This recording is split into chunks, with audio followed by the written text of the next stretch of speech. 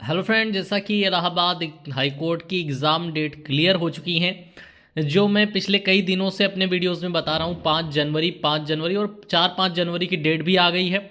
हालांकि बहुत से लोगों ने मेरे वीडियोस पे उल्टे सीधे कमेंट किए कि तुम्हें कुछ पता नहीं है और कुछ भी ऐसे वीडियो डाल रहे हो, अपने व्यूज़ बढ़ाने के लिए वीडियो डालते हो। पर मैंने कई बार अपने वीडियोस में बताया कि इलाहाबाद हाई कोर्ट के विषय में अगर किसी को पता भी है तो वो ओपनली नहीं बता सकता कि ऐसी ऐसी जानकारी मुझे वहाँ से मिल गई है हाई कोर्ट से। सब डरते हैं, ठीक है। तो जो एक्सपेक्टेड करके बताया जा सकता है वैसे ही हर आदमी बताता है, तो उसमें इतनी जल्दी किसी को क्रिटिसाइज़ करना, किसी की नॉलेज को जज करना और ये सब नहीं करना चाहिए। वो बातें हो गई, अब डेट आ गई है। आज हम बात करेंगे 30 डेज़ की क्या स्ट्रेटजी हो सकती है आज के दिन से एग्ज़ाम वाले दिन तक। हालांकि जिनका एग्ज़ाम 4 को है उनको 30 डेज़ पूरे नहीं मिल रहे होंगे आज के दिन से, लेकिन 30 डेज़ मान के ही हम बात करेंगे। यहाँ सबसे पहले हिंदी लिखा है मैंने 25 प्रश्न, और मैं इसको सिर्फ 4 दिन दूंगा और सबसे बाद में हिंदी पढ़नी है और एग्ज़ाम में सबसे पहले हिंदी करनी है, ठीक है। क्यों करनी है सारी बातें विस्तार से करेंगे। इससे पहले पहली बार चैनल पे आए हो तो सब्सक्राइब कर लेना, क्योंकि इस भर्ती से जुड़ी हुई जितनी बेहतर जानकारी मुझे लगता है मैं आपको दे पाता हूँ, कोई और चैनल इतनी बेहतर और इतनी डीप जानकारी नहीं दे पाता होगा। अब हिंदी की बात करेंगे।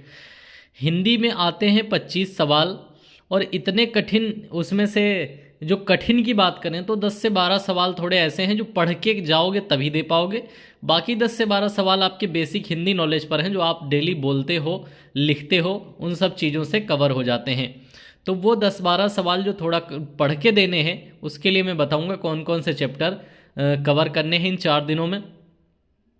लेकिन एग्ज़ाम में सबसे पहले हिंदी को करना, ठीक है। पढ़ने के व्यू से मैं अभी बता रहा हूँ कि पहले क्या पढ़ो, लेकिन करने के व्यू से एग्ज़ाम में सबसे पहले आपको हिंदी करनी है और सबसे बाद में गणित करनी है। बहुत से लोगों को गणित अच्छी है, पहले ही गणित करते हैं, लेकिन मैं बता दूं जितना लेंदी एग्ज़ाम, जितना लेंदी पेपर पिछली बार आया था, लोगों के 10-10 क्वेश्चन छूट गए थे पेपर में। इसलिए अभी मैं ये आपको बता रहा हूँ कि पहले मैथ्स नहीं करना। मैथ्स और जीएस को बहुत लेंदी किया गया था, जिस वजह से पेपर में बहुत टाइम लग गया था।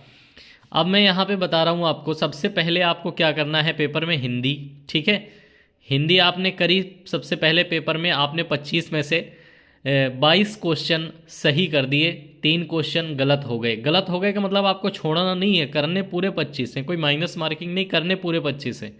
मैं मान के चलता हूँ 22 क्वेश्चन आपने हिंदी में सही कर लिए। अंग्रेजी 2 तरीके हैं, या तो अंग्रेजी आपकी बहुत अच्छी है तो मैथ्स बहुत अच्छी है। जिनकी अंग्रेजी मैथ दोनों बहुत अच्छी है उनकी जीएस में प्रॉब्लम है।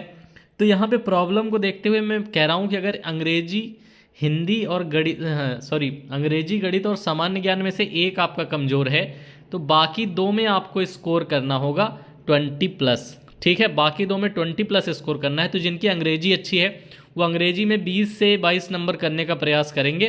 जिनकी गणित अच्छी है वो गणित में 20 से लेके 22-24 नंबर करने का प्रयास करेंगे। और जीएस किसी की बहुत अच्छी नहीं होती है, जीएस में सब फंसते हैं। मेरा ये मानना है आप पूरे 25 क्वेश्चन टिक करके आइएगा। अगर बहुत ज़्यादा टेढ़े मेढ़े सवाल नहीं पूछे गए तो आप उसमें से 16-17 सवाल ज़रूर सही कर लेंगे, और बाकी का पोर्शन आप जिस भी टॉपिक में आप 20 से ऊपर स्कोर कर रहे हैं वो कवर करेगा। मान लो आप कई 2 टॉपिक में 22-22 स्कोर कर देते हैं और फिर जीएस में 16 ही कर पाते हैं तो वो कवर करेगा। और मैं इतना टारगेट लेके क्यों बता रहा हूँ 20 और 16, क्योंकि मैं चाहता हूं कि आप 80 पे पहुंच जाए, ठीक है। आप चाहे ग्रुप डी दे रहे हैं, चाहे ग्रुप सी दे रहे हैं, चाहे ड्राइवर दे रहे हैं, चाहे स्टेनो दे रहे हैं, अगर आप 80 पहुंच रहे हैं तो आप सेफ हैं, ठीक है। बिल्कुल सेफ हो जाते हैं 80 पहुंचते ही। आप कोई सा भी दे रहे हैं इस चारों में से 80 पहुंचने के मैं स्ट्रेटेजी बता रहा हूँ। कोई ये मत कहे कि हम सर 20 कहाँ से आ जाएंगे, 25 में से 20 सारे सब्जेक्ट में थोड़ी आ जाएंगे। बहुत से लोगों की लैंग्वेज ये रहती है कि सारे सब्जेक्ट में थोड़ी आ जाएंगे।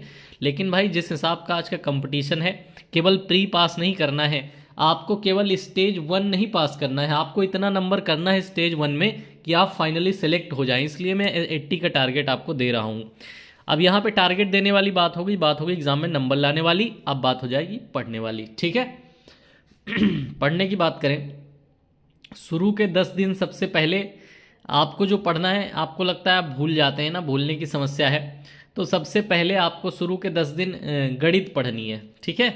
शुरू के 10 दिन आपको पढ़नी है मैथमेटिक्स और कैसे पढ़नी है। आप पहले दिन एक दिन नंबर सिस्टम पढ़ेंगे। नंबर सिस्टम थोड़ा बड़ा है, ठीक है। आप कहीं कॉपी पेन लेके बैठे हों तो नोट करते जाइएगा। पहले दिन आप नंबर सिस्टम पढ़ लेंगे। दूसरे दिन आप पढ़ लेंगे वर्गमूल घनमूल से ज़्यादा सवाल नहीं पूछे गए, लेकिन आप पढ़ेंगे वर्गमूल, घनमूल, घातांक और करणी, ठीक है। इसके अलावा सरलीकरण। दूसरे दिन आप वर्गमूल, घनमूल, घातांक, करणी और सरलीकरण 3 चैप्टर पढ़ेंगे, क्योंकि तीनों में ज़्यादा डीप नॉलेज नहीं चाहिए। बस थोड़े फॉर्मूले आपके रिवाइज हो जाएंगे और थोड़ा नियम करणी का जो है आपका रिवाइज हो जाएगा। पूछा जाता है कौन सी भिन्न बड़ी है, कौन सी इसमें से करणी बड़ी है, जो बना के दे देते हैं अंडर रूट वगैरह। तो इसके लिए एक दिन में आपको तीनों टॉपिक का रिवीजन करना है। यहाँ जो मैं आज बता रहा हूँ वो पढ़ाई नहीं है, वो रिवीजन है। ये बात दिमाग में रख के चलना, क्योंकि पढ़ाई तो आपने कर ली आज तक जो करनी थी, अब आपका रिवीजन चलेगा। तो रिवीजन के हिसाब से मैं बताऊंगा, तो एक एक दिन में 1, 2, 2, 3, 3 टॉपिक हिस्से में आ सकते हैं रिवीजन के, क्योंकि 30 ही दिन है और 4 विषय हैं। तो आप इस बात को माइंड मत करिएगा सर एक दिन में 3 टॉपिक कैसे पढ़ेंगे। एक दिन में 3 टॉपिक रिवाइज करने हैं, ना कि पढ़ने हैं। पढ़ाई हो गई जो आपकी अब तक होनी थी, और नहीं हो गई है तो साथ में आप डबल मेहनत करो, पढ़ाई करते जाओ और रिवीजन भी करते जाओ। अब 2 दिन हो गए आपके। तीसरे दिन आपको पढ़ना है लासा और मासा। इसको मैं पूरा एक दिन इसलिए दे रहा हूँ क्योंकि इससे सवाल ज़्यादा पूछे जा रहे हैं। लासा और मासा पढ़ना है। फिर आपका आता है चौथा दिन। गणित की बात कर रहे हैं, 10 दिन लेके चल रहे हैं, चौथा दिन आता है। चौथे दिन में आपको अनुपात समानुपात पढ़ना है। बड़ा चैप्टर है इसलिए पूरा एक दिन दिया है। अनुपात समानुपात, इससे सवाल भी पूछे जाते हैं। 5वें दिन में आपको पढ़ना है एज, पार्टनरशिप और एवरेज, ठीक है। एज, पार्टनरशिप और एवरेज आपको पढ़ने हैं 5वें दिन में। एज, पार्टनरशिप और एवरेज।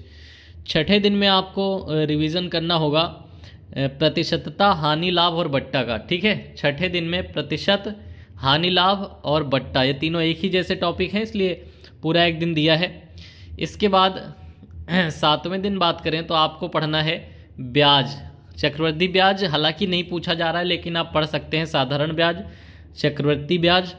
और आप एक छोटा सा टॉपिक इसी के साथ में और पढ़ लेना एडवांस का, जिसमें आप पढ़ लेना त्रिभुज, ठीक है। छोटा नहीं है, बड़ा है, लेकिन पूछा छोटा ही जाता है। सिंपल सा सवाल आता है त्रिभुज का, तो इसी में आप इसी में आप जो है त्रिभुज को पढ़ लेना।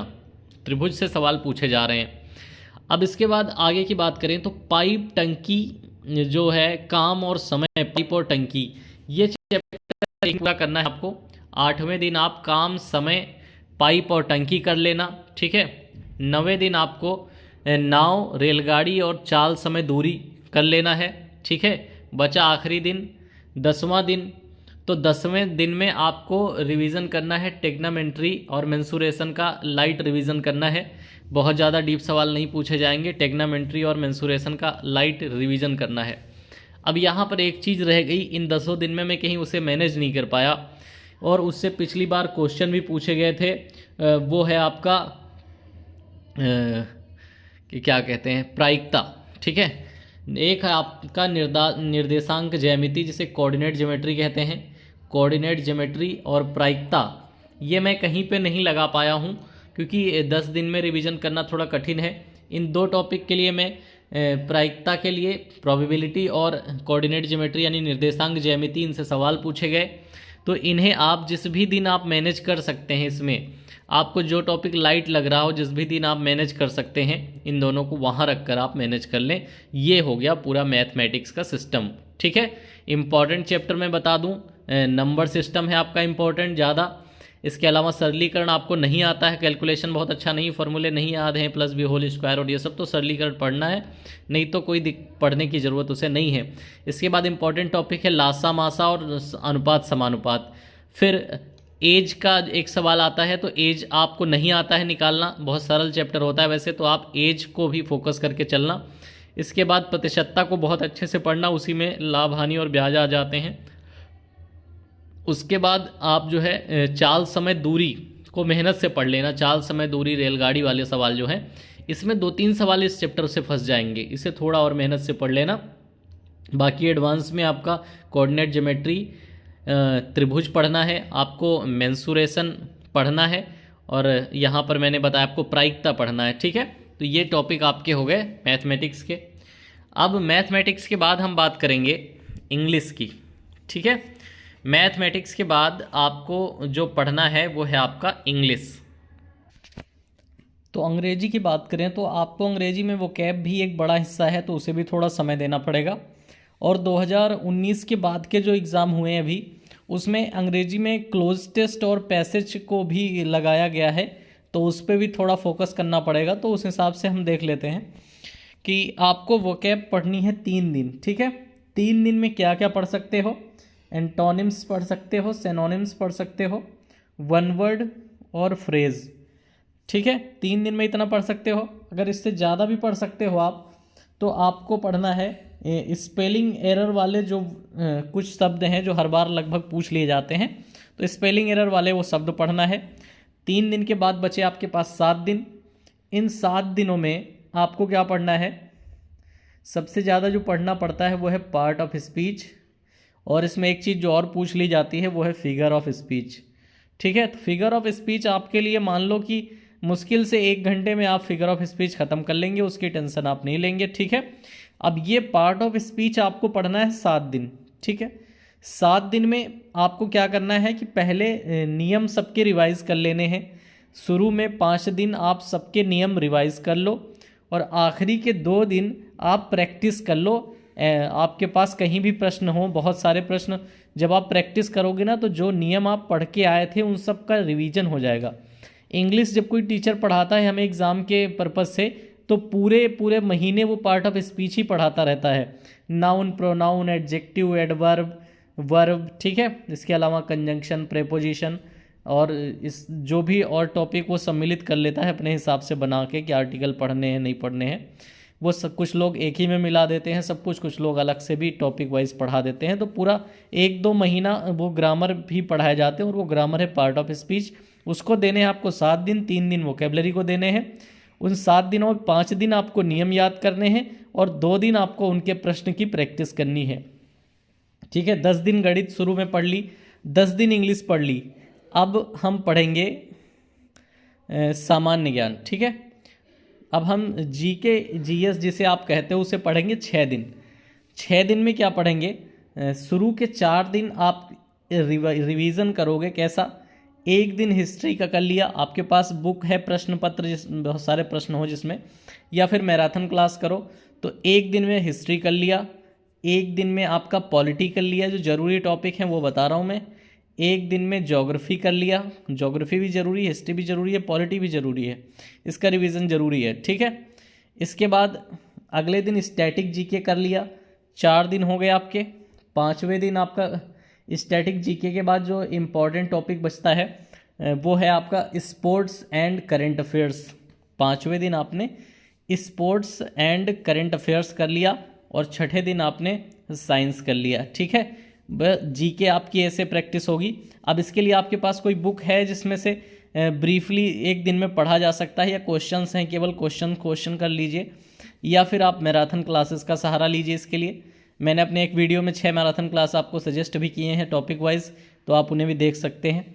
इसके बाद हम बात करें हिंदी की। हिंदी को सिर्फ 4 दिन दिए हैं। ऐसा क्यों?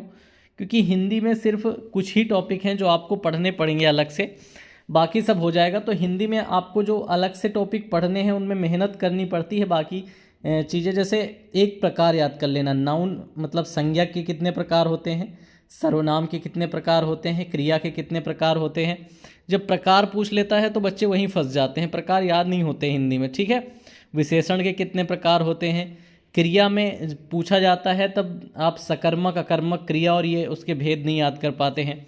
फिर आपसे पूछा जाता है कारक, कारक पढ़ना है। फिर आपसे पूछा जाता है सर्वनाम, इसके बाद आपसे पूछा जाता है रस, छंद, अलंकार और रचनाएं। अब इनको बांटना कैसे है? तो पूरा एक दिन आपको रचनाएं पढ़नी है। पूरा 1 दिन आपको रचनाएं याद करनी है जो सभी एग्जाम्स में पूछी जा रही हैं। फिर आपको 1 दिन में पूरा पार्ट ऑफ स्पीच मतलब पूरे वाक्य भेद पढ़ लेने हैं, संज्ञा, क्रिया, सर्वनाम, विशेषण सबका। जरूरी नोट्स ये है कि प्रकार जरूर लिख लो एक जगह कहीं, ठीक है। 1 दिन में आपने ये सब लिख लिया। 1 दिन में आपने वाक्य के जो भेद पूछे जाते हैं, कौन सा वाक्य है मिश्रित है, ठीक है, मिश्रित है कि संयुक्त है, या ऐसे बहुत सारी चीज़ें पूछी जाती हैं। फिर हिंदी का एक्टिव पैसिव आता है, वो आपको पढ़ना है, उस पर भी बहुत सारे चीज़ें पूछी जाती हैं। इसके बाद यहाँ तक पार्ट ऑफ स्पीच आपका ख़त्म हुआ। रस, छंद, अलंकार एक साथ तीनों याद कर लेने हैं। आपके 4 दिन पूरे ख़त्म हो जाते हैं। आपको 4 दिन हिंदी का रिवीजन करना है। इसके बाद आपको एग्ज़ाम वाले दिन सबसे पहले हिंदी कर लेनी है, ठीक है। हिंदी के बाद आपको जीएस कर लेनी है, जीएस के बाद इंग्लिश कर लेनी है, इंग्लिश के बाद मैथ्स करनी है। इतना सब स्पीड से करके आना आप, और उसके बाद मैथ्स को करना। मेरी ये सलाह आपको है, बाकी आपकी जैसी मर्जी है। मैं बस यही कहूँगा कि समय कम पड़ जाता है। जिस हिसाब से लास्ट ईयर पेपर बना था, सभी बच्चों के 5-10 क्वेश्चन छूट गए जिनकी स्पीड अच्छी नहीं थी, जिन्होंने बहुत सारे प्रैक्टिस सेट नहीं लगाए हुए थे। तो ऐसा ना करें। और एक चीज़, माइनस मार्किंग नहीं है तो हर क्वेश्चन को करके आइएगा, छोड़ के मत आइएगा। समय कम पड़ रहा है तो फिर लास्ट में आपके पास 2 मिनट बचे हैं, 10-15 क्वेश्चन हैं, तो सबके गोले भर दो, ठीक है। माइनस मार्किंग नहीं है तो प्रश्न छोड़ के मत आना, क्योंकि एक एक नंबर की वैल्यू है। आप बहुत पछता सकते हैं अगर ऐसा हो जाए, आप प्रश्न करने के चक्कर में प्रश्न भरना ही छोड़ आए। आप अगर 10 गोले भी बाद में भर दोगे ना, उसमें से 2 भी सही हैं, तो आपके मेरिट पे बहुत बड़ा प्रभाव उन 2 नंबर का पड़ सकता है। उम्मीद है वीडियो अच्छी लगी होगी। वीडियो में कोई कमी है तो प्लीज़ ज़रूर बताइएगा। मैं अगले वीडियो में सुधार के आपके लिए फिर से नया वीडियो लेके आऊँगा। Thank you for watching this video.